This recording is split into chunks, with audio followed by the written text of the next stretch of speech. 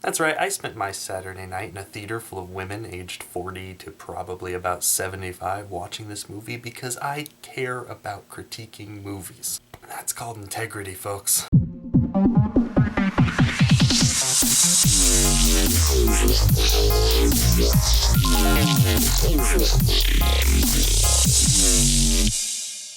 My Big Fat Greek Wedding 2. Didn't think that was a movie title that would ever exist. I don't feel like memorizing a whole bunch of actor names or character names, so I'll just give you the quick plot synopsis. This time, the older generation finds out that their marriage license was never signed, and so they have to have another wedding, and a comedy sequel ensues. So right from the get-go in this movie, the very first scene is almost exactly line for line the very first scene from the first movie, and that was a bad sign. I was worried. But it actually broke away from that pretty quick, and I'd be lying if I said that I didn't have a lot of fun at the movies with this one. No, it's not a great movie. Yes, it's a comedy sequel. It rehashes a lot of jokes. A lot of the jokes don't work, but there was enough that did work that I didn't feel like it was a waste of my time. I do feel like a lot of the complaints I'm hearing about this movie are complaints people could have made about the first movie, and they would have been just as valid then, though. So I feel like if you're a fan of the first movie, you'll probably be a fan of this movie, and you might as well give it a watch. Yeah, some of the performances are a little cheesy.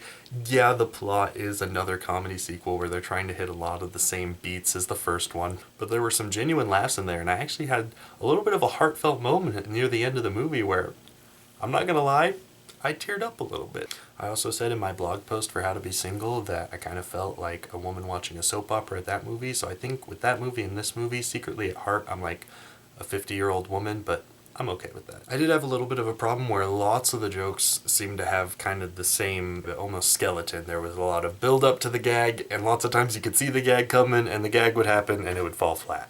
That happened a few times in this movie, and it was kind of frustrating to watch, but there were some other times where the in-between gags hit better than the bigger, more built-up gag. Also, I try and avoid spoilers as much as possible, but they made a choice with one of the characters that they kind of shoehorned in at the end of the movie.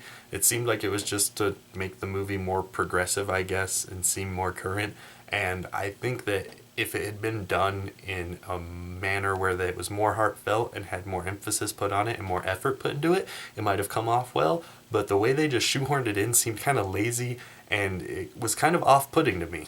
I did laugh though, it got a little heartfelt, I teared up just a little bit near the end, and that's all I really asked for from a movie. It wasn't groundbreaking, it's not going to stick with me for a while, I might honestly forget about it in a few months, but for what it was now, it was fun. I think it'd be worth renting on Redbox later and giving it a watch, especially if you're a fan of the first movie. If you're not a fan of the first movie, you might just want to skip past this one, but I will give it a 3 out of 5 just for those reasons.